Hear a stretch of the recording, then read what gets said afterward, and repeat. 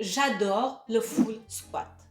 J'ai déjà fait des vidéos au sujet de tous les bienfaits et du pourquoi je préfère largement cet exercice slash posture aux nombreux autres exercices pour les hanches.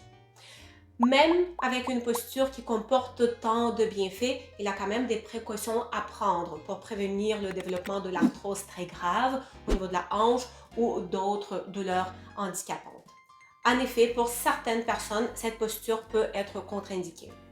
Le but de ma vidéo d'aujourd'hui est de t'expliquer à toi si tu peux faire cette posture sans risque ou si c'est quelque chose que tu devrais éviter pour ne pas blesser gravement tes hanches. Et on va faire des tests ensemble qui t'aideront à le déterminer. De plus, si on arrive à la conclusion que tu n'as pas de contre-indication pour cette posture, mais que tu as quand même des difficultés à la faire, je te montrerai la marche exacte à suivre étape par étape pour y arriver de la façon la plus sécuritaire possible. Je suis là pour t'éviter de tourner en rond comme un hamster dans sa roue et d'ici la fin de la vidéo, tu repartiras avec des conseils très concrets, avec des exercices très concrets également à mettre en place. Donc, reste jusqu'à la fin. Alors, mon premier point sera ultra rapide.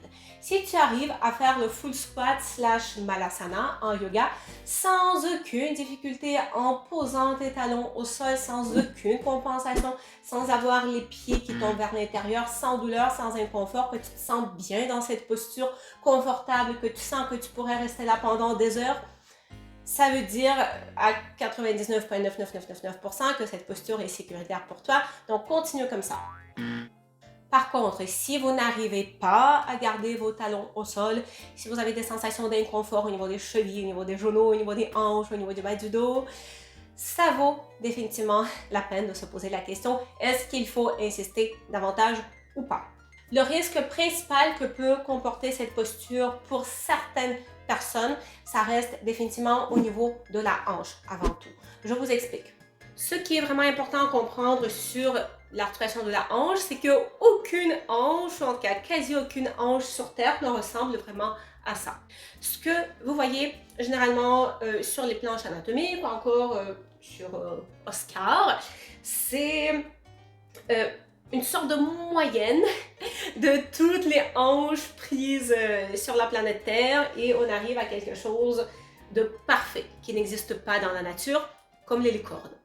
Tout le monde présente des déviations morphologiques au niveau de leur hanche qui dévient plus ou moins de cette hanche parfaite. Et oui, Oscar, tu as une hanche parfaite. Qui aurait cru?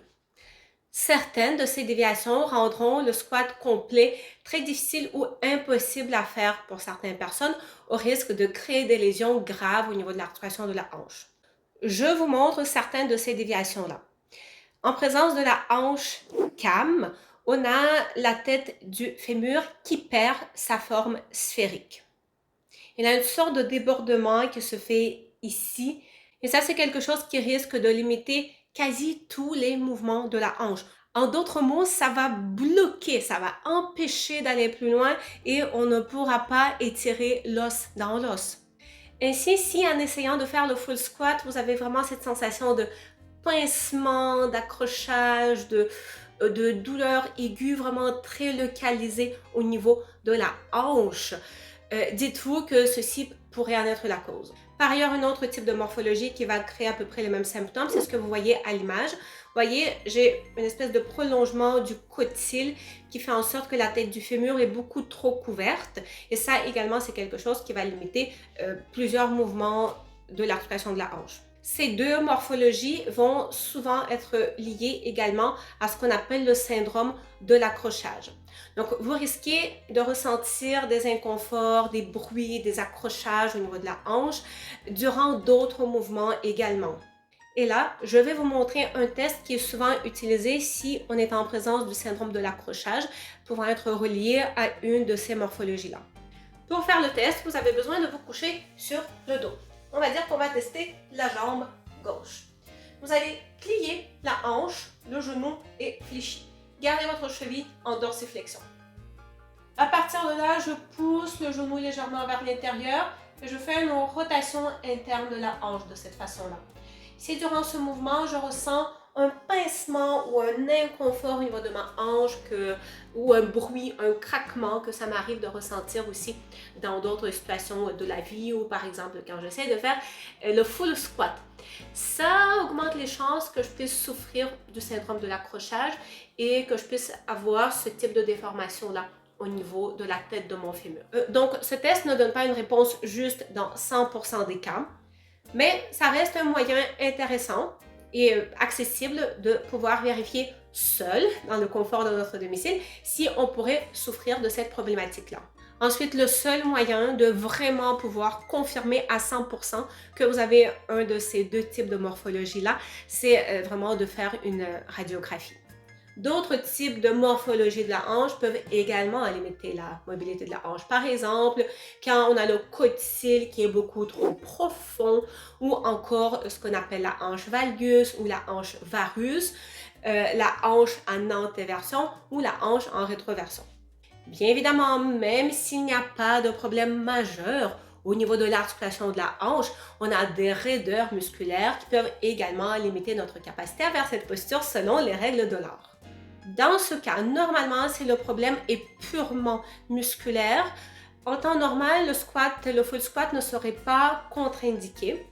Par contre, il faudra bien évidemment quand même bien écouter votre corps et progresser à votre rythme en utilisant les adaptations pour petit à petit arriver à faire ce mouvement. Avant de vous parler de la progression exacte à suivre pour arriver à faire le full squat correctement et vraiment profiter de tous les bienfaits de cette posture, je dois vous parler aussi des autres parties du corps qui peuvent limiter votre capacité à l'effectuer correctement. Parce qu'évidemment, la cause n'est pas toujours au niveau de la hanche. Un des obstacles très fréquents qui peut nous freiner dans la réussite de cette posture, c'est le manque de dorsiflexion au niveau de la cheville. Si vous n'avez pas eu de blessure importante au niveau de votre cheville, ni d'arthrose, ni d'autres conditions sérieuses, c'est quelque chose qui se travaille très bien, la dorsiflexion de la cheville, et je vous montre très bientôt comment faire. Ensuite, le problème peut aussi être au niveau du genou. Si vous avez subi un traumatisme au niveau du genou récemment, par exemple un ligament ou un ménisque abîmé ou déchiré, il faudra attendre que ça guérisse avant de pouvoir retenter le full squat.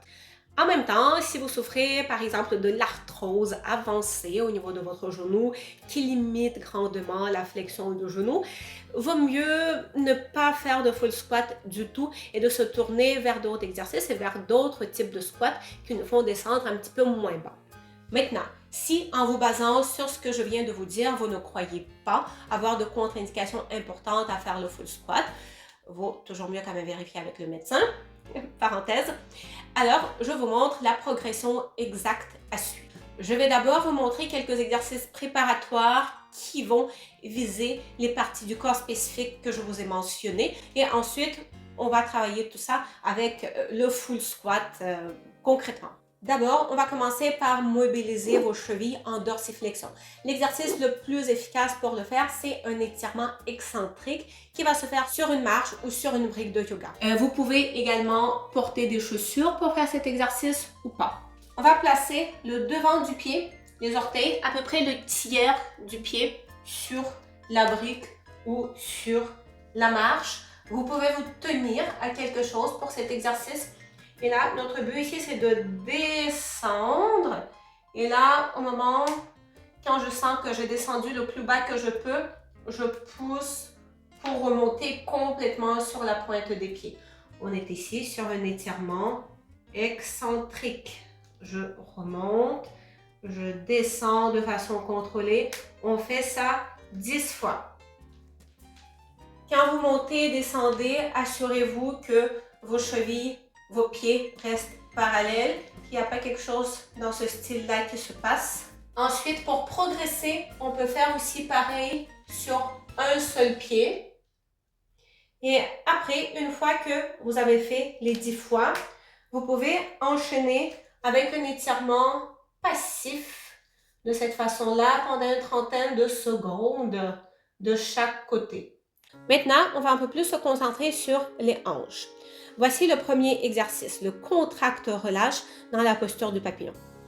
C'est un exercice par ailleurs qui est bien plus sécuritaire que tous les exercices d'étirement que vous pouvez trouver ailleurs, qui souvent ne tiennent pas compte de la morphologie unique de chacun.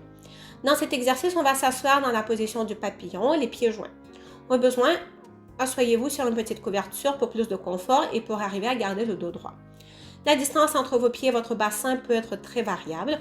Penchez-vous légèrement en avant, placez vos avant-bras sous vos genoux.